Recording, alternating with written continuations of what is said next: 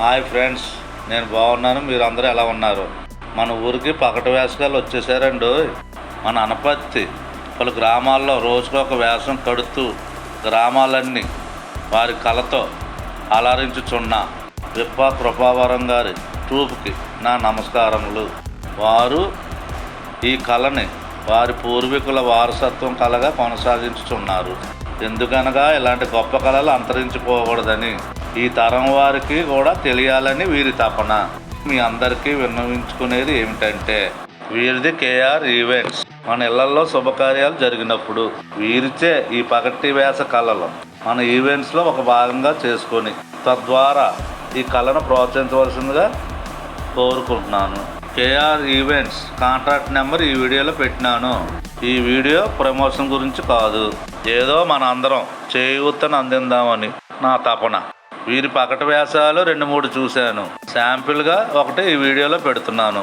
Already 1-2 వేషాలు నా షార్ట్స్లో పెట్టాను, వాటిని కూడా చూడండి. వీరి కళల గురించి న్యూస్ పేపర్లో కూడా ప్రకటించారు. ఆ ప్రకటన కాపీ కూడా ఈ వీడియోలో పెట్టాను.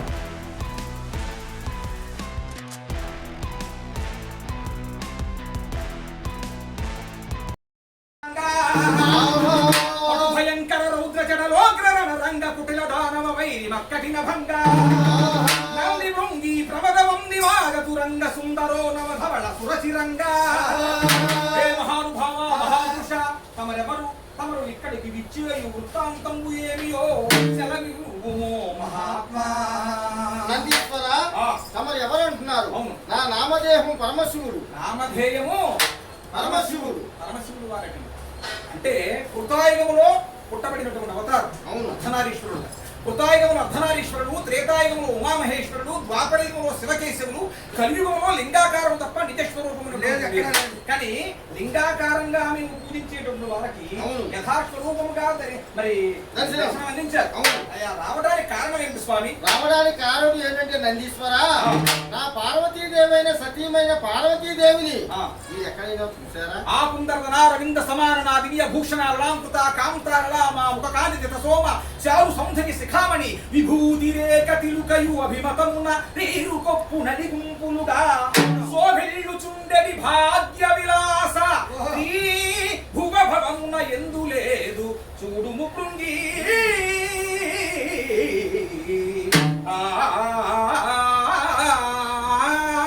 అని సెలవిస్తున్నారు స్వాములు వారు.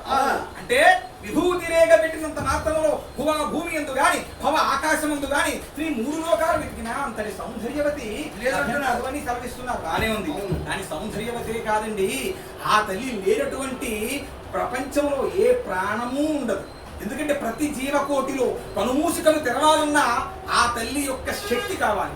ఉదాహరణకు కనుఊపిరితో కొట్టుకుంటూ అప్పటికి మరణించేటటువంటి అస్వస్థత స్థితిలో ఉన్నటువంటి వ్యక్తికి తులసి తీర్థము పోస్తూ ఉన్న సమయంలో తన చేతిని తాను కూడా ఎత్తలేని పరిస్థితిలో, కనులు కూడా మూయలేని తెరవలేని పరిస్థితిలో ఉన్న తరుణంలో మనం అంటాం, ఓహో ఇతడు పరమశివుని దగ్గరికి చేరుకుంటున్నాడు, ఇతనికి శక్తి నశించింది.